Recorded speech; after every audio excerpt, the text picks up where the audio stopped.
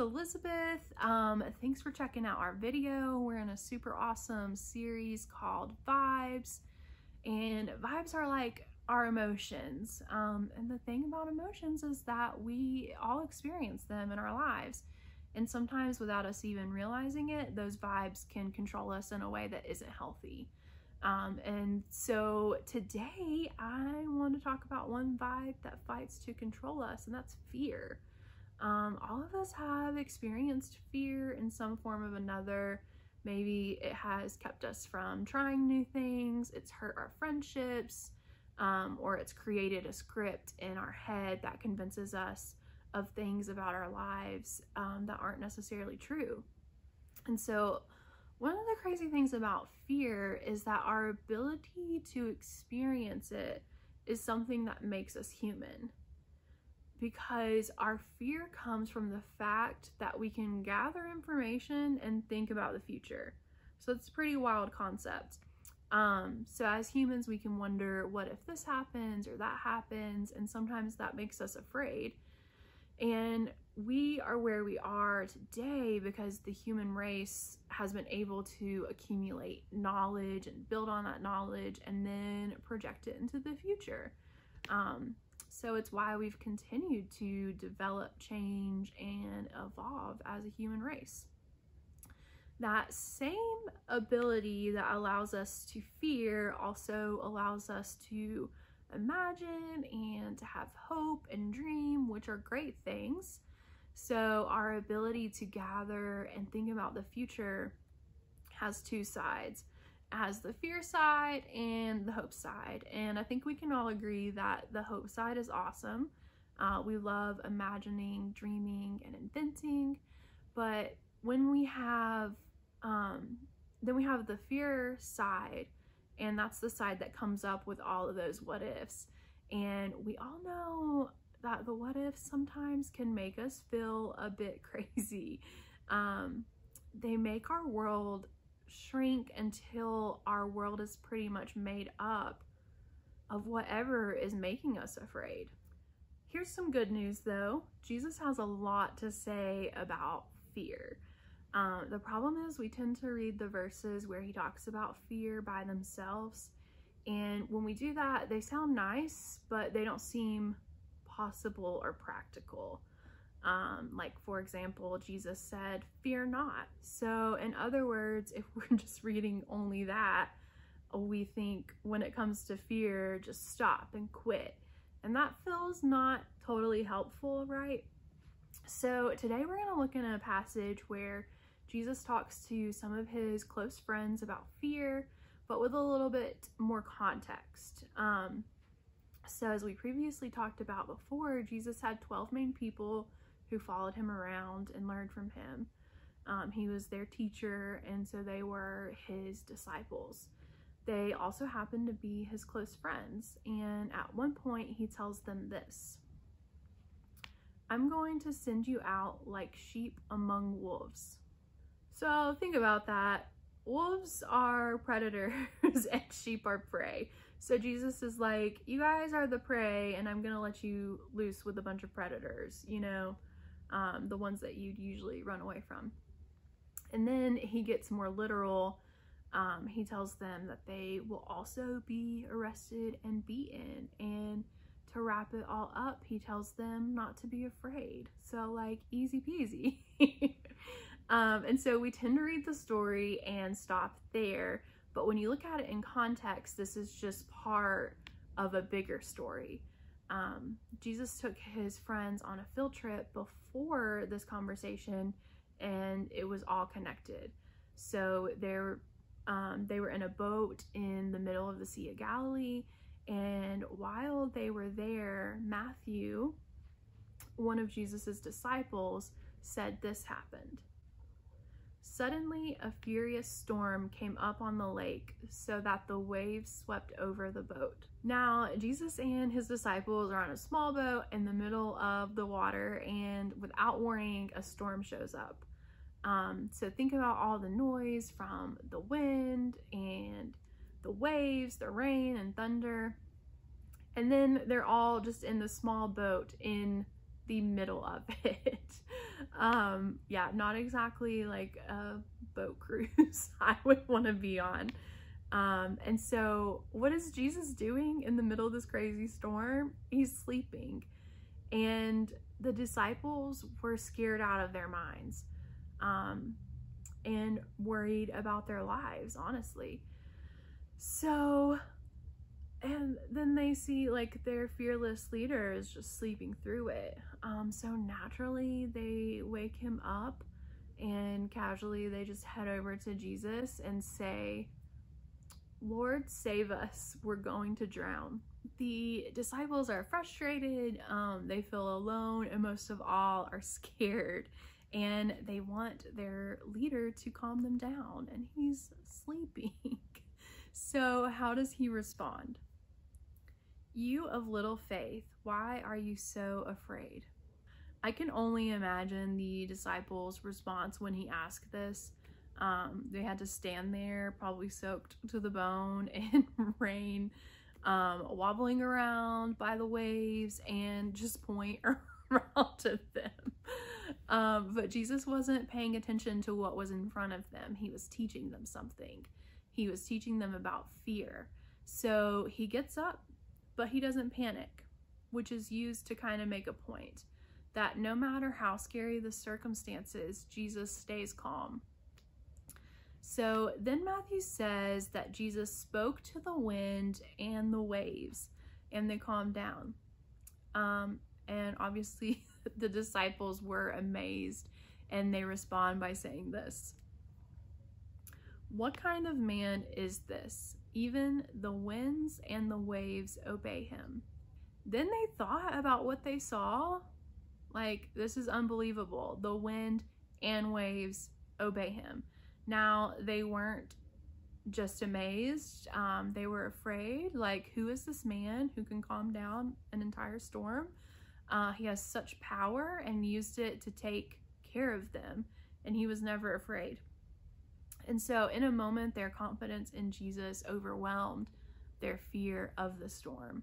And that's the point of the field trip Jesus took them on, to show them that their feelings of fear didn't have to control them or be the boss of them, and to show them that there is someone bigger and more capable than whatever they are afraid of.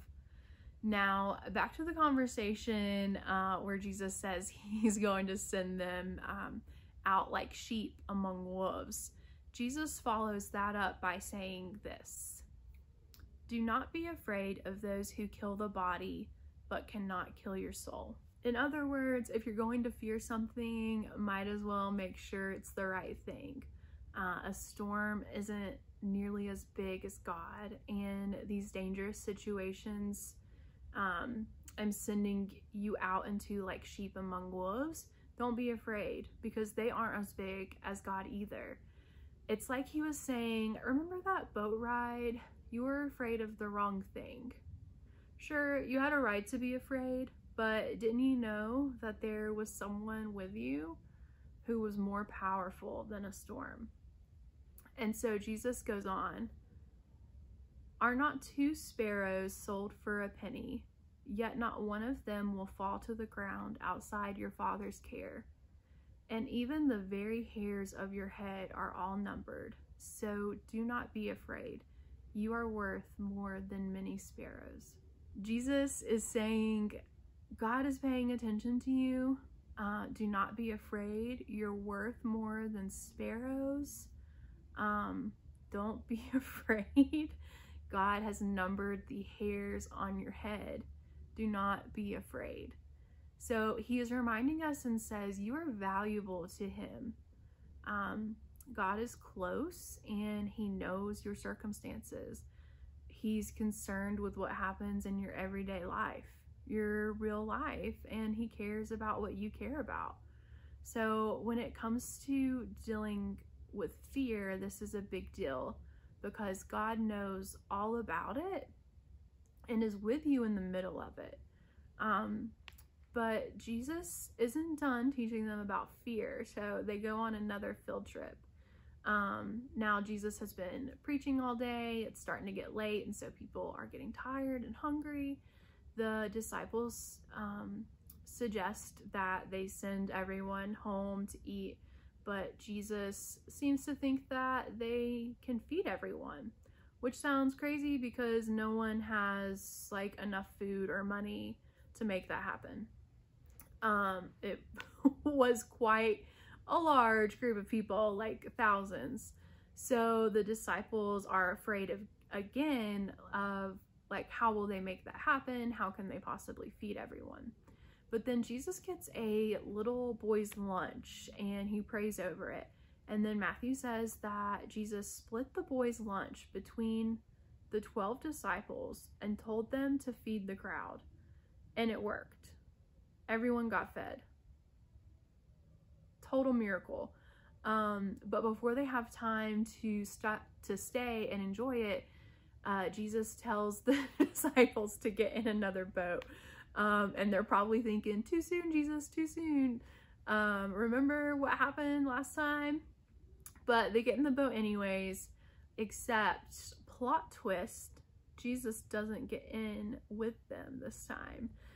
He tells them that he'll meet them on the other side of the Sea of Galilee. So the disciples spend the night rowing, and at some point in the night, the waves get bigger and the wind blows, and they have to be thinking, great, we are about to be in another storm again. And this time, Jesus isn't even with us. So they looked out on the water and can't believe what they see. And it's Jesus walking on the water. And so Matthew records that the disciples were terrified. And so, in fact, he thought they saw a ghost. And so then Jesus says something that gets their attention because they had heard it before. Take courage. It is I. Do not be afraid. This is Jesus trying to remind them of all the lessons and field trips they've had up to this point. In fact, fear even controlled them after this field trip, and they remained fearful to the very end of Jesus's life. For the disciples who loved and followed Jesus, the resurrection wasn't just a nice surprise, it was everything. It made them bold, it gave them strength, and put everything Jesus said about fear in perspective. Their world was still crazy, but because of the resurrection, the disciples and anyone who followed Jesus could put their fear in its place. It was like they finally understood the lesson from the boat when all the things around them seemed so much bigger and scarier than they could handle. Now Jesus's words made sense. Fear not, I am with you, took on a whole new meaning. We know this is true because after the resurrections, the disciples came out of hiding, and not because there was nothing to be afraid of, but because God was clearly bigger than their biggest fears. The thing is, we all know that fear will always be a part of our experience. Fear is a part of what makes us human, but we don't have to live like fear is in charge of us and telling us what to do. So here's what I want you to do when fear becomes the vibe that takes over your life and starts to control how you act. I want you to do 4 things. First, name whatever it is that you're afraid of. Second, write it down. Pretty simple. And 3, after you do that, take it and throw that fear to Jesus. And so you can write it down, pray about it, write down your prayer. And then 4, talk to a small group leader about your fear, so that you have someone that you can kind of discuss that with, maybe keep you accountable in keeping that fear and anxiety thrown to Jesus. So as we wrap up this message, I hope you'll remember that these vibes, feelings, and emotions that we have don't have to control us, especially fear. They are never meant to make us who we are. They are, however, invitations to pay attention. And so while we can learn from our emotions, we need to know that because of Jesus, they don't have to be the boss of us. And so as you head out this week, let's be bold and courageous enough to share the fears that we face with your small group leaders or people that you trust. And so together we can help each other fear not.